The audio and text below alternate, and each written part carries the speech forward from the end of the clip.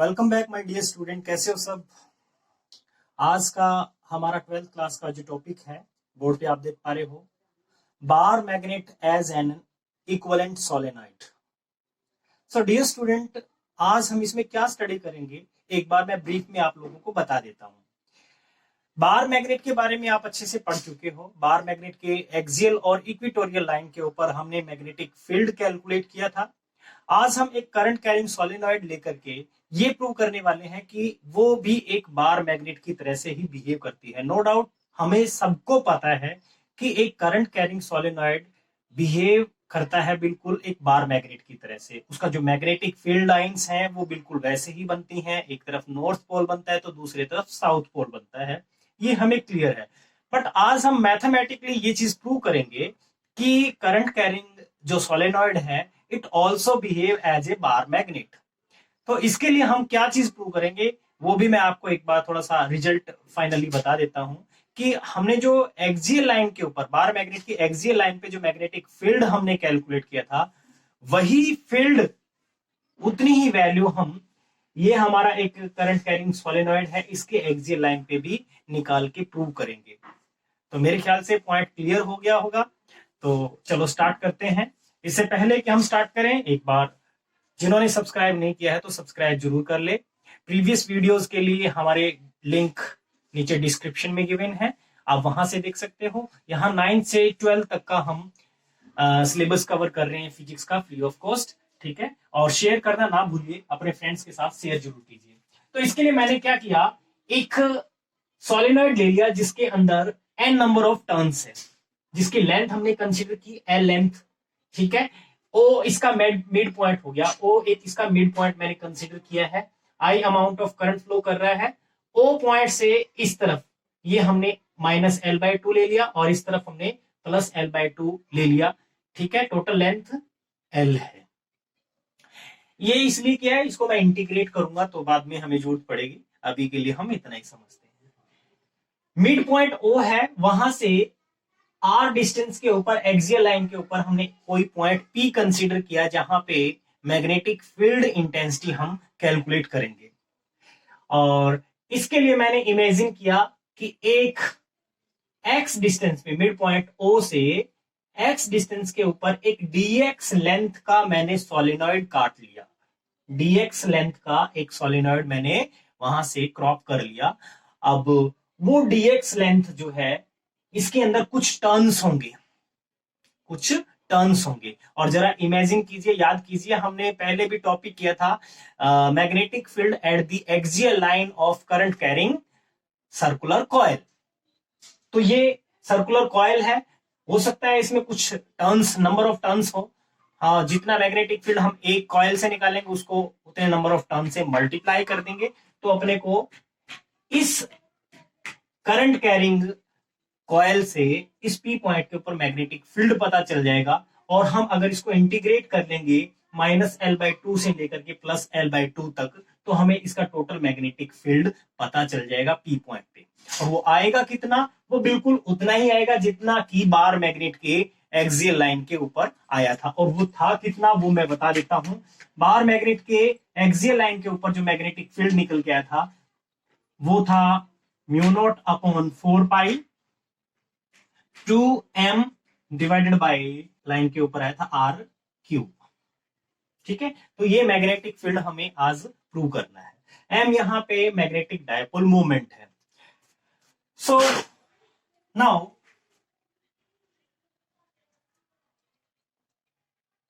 The number of turns in dx length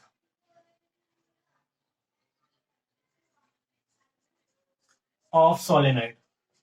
solenoid की जो dx length हमने consider की है उसके अंदर नंबर ऑफ टर्न्स कितने होंगे। देखिए, अगर हम इसको ये मान के चलें कि लेट्स सपोज टोटल टर्न्स कितना है n पर यूनिट लेंथ, अगर हम बात करें तो n/l हो जाएगा, ठीक है।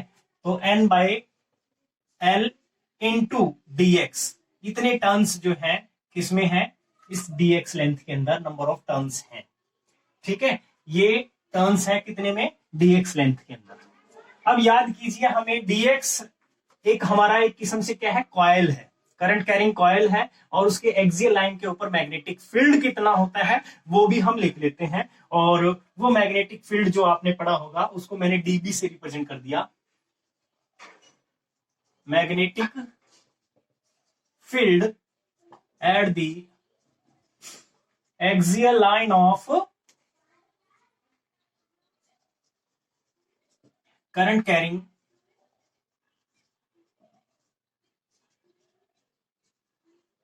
Circular coil.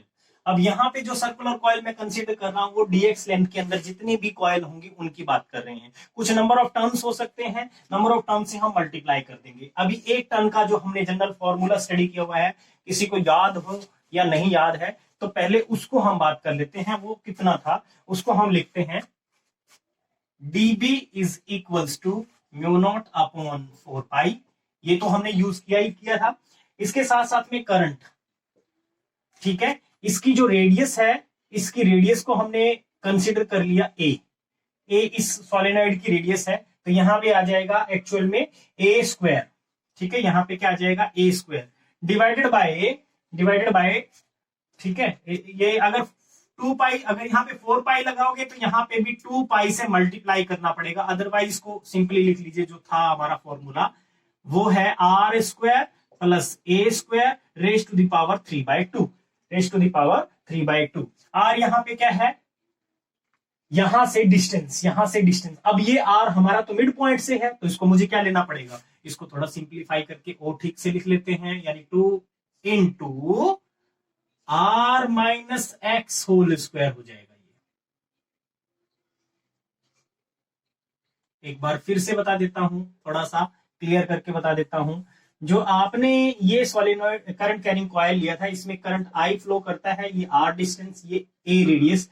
तो इस पॉइंट के ऊपर मैग्नेटिक फील्ड जो आपने निकाला था वो था mu naught I into radius square divide by twice of R square plus a square, ये आया था, और इसका पावर 3/2। अगर n नंबर ऑफ टर्न्स है तो n से मल्टीप्लाई कर देंगे। ठीक है, इसके अलावा आपको याद हो तो इसको शायद 2 पाई से मल्टीप्लाई कर सकते हैं, 2 पाई से नीचे तो म्यू नॉट अपॉन 4 पाई कंप्लीट बन जाएगा। इस तरीके से भी हम जा सकते हैं, बट बेसिकली ये था। तो यही फॉर्मूला मैंने यूज किया है। और जो हमारी कॉयल है, इसके इस पॉइंट से, मिड पॉइंट से हम यहाँ पी पॉइंट तक का डिस्टेंस लेंगे, तो आर तो यहाँ ओ से स्टार्ट हो रहा है, इसलिए मैंने आर माइनस एक्स का होल स्क्वायर कर दिया।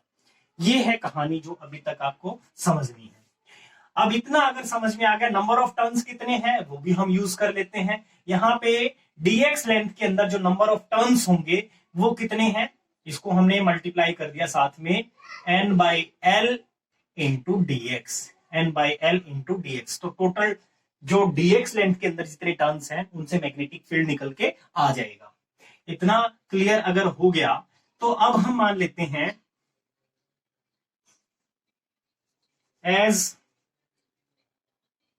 x is very very smaller than r, x जो है वो r से बहुत ही कम है, क्योंकि एक्सियल लाइन के ऊपर आप ये डिस्टेंस जो लेके चल रहे हो r, उसके कंपैरिजन में x जो है नेग्लिजिबल है। सो x कैन बी नेग्लेक्टेड।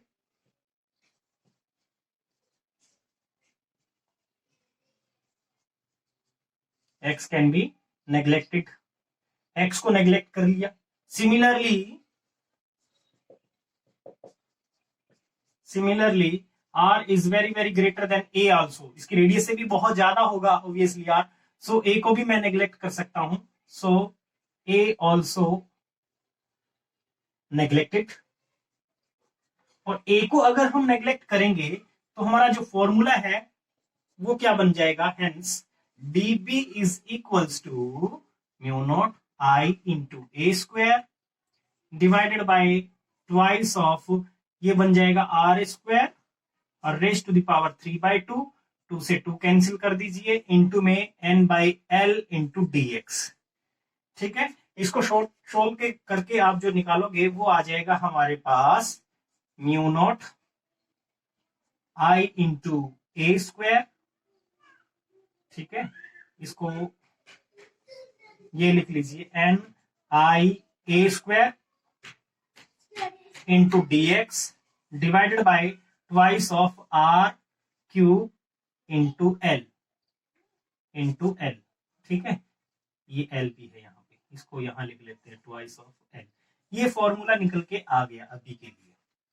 यानी जो ये dx लेंथ के अंदर जितने भी टर्न्स है, उन टर्न से पी पॉइंट के ऊपर जो मैग्नेटिक फील्ड होगा वो ये होगा। थोड़ा सा टफ लग रहा होगा क्योंकि टिपिकल टॉपिक है ये, ठीक है, इतना समझ गए? नहीं समझ में आता पॉज करके दोबारा देखिए, समझ आएगा, ठीक है। अब मैं इसको इंटीग्रेट करूंगा, अब मैं इसको क्या करूंगा, इंटीग्रेट करूंगा। तो इंटीग्रेट करते हैं इसको, इतना करने के बाद, ठीक है,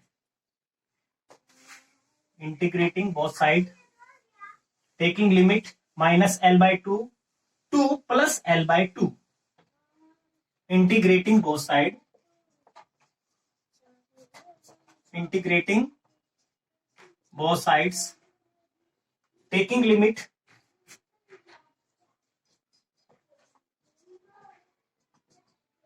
minus L by two plus L by to, इसको हमने इंटीग्रेट किया।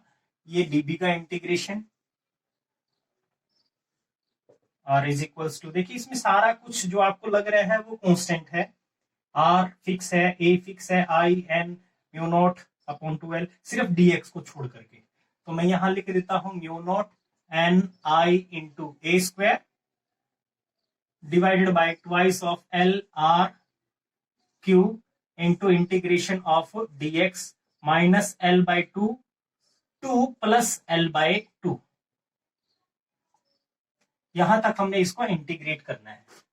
अब इसको इंटीग्रेट करने पे ये आ जाएगा b, और ये बना हमारा mu naught N I a square divided by twice of L into R cube, और इसका इंटीग्रेशन करेंगे तो ये आएगा x, जिसके limit minus L by two से प्लस एल बाई टू होगी। ठीक है भाई, इतना समझ आ गया होगा। अब आगे का कोई खेल ज्यादा नहीं रह गया है। Mu naught N I into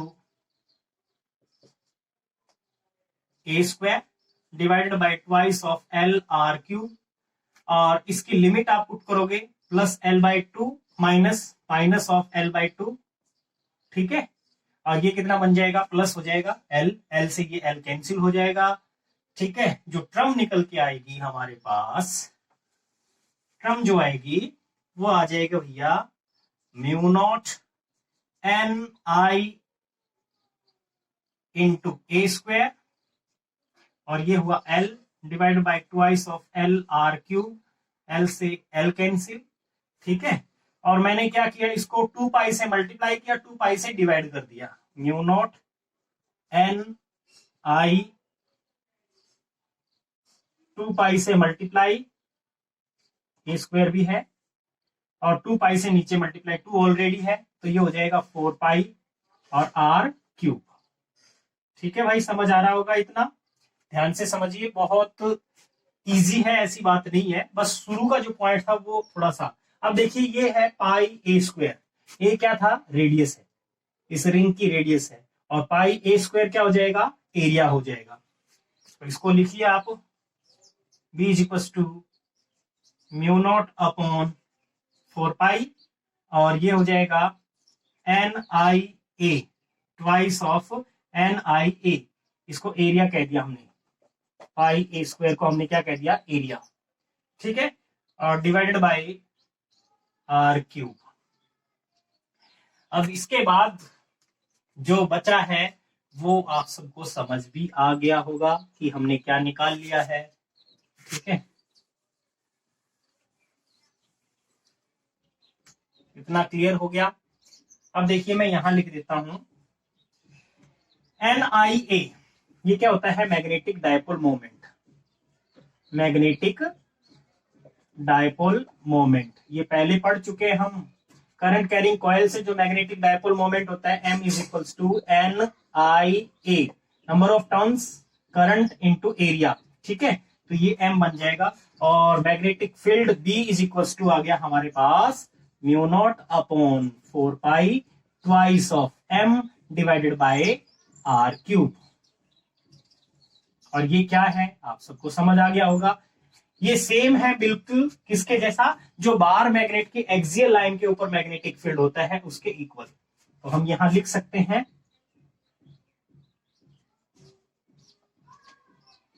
this is equal to magnetic field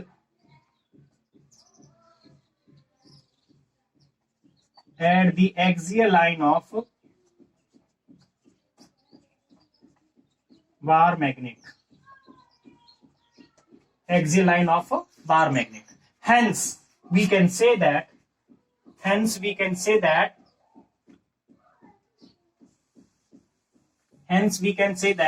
a current carrying solenoid will behave as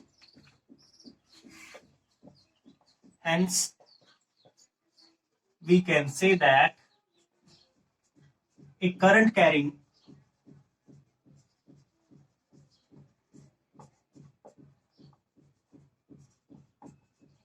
solenoid will behave as a bar magnet.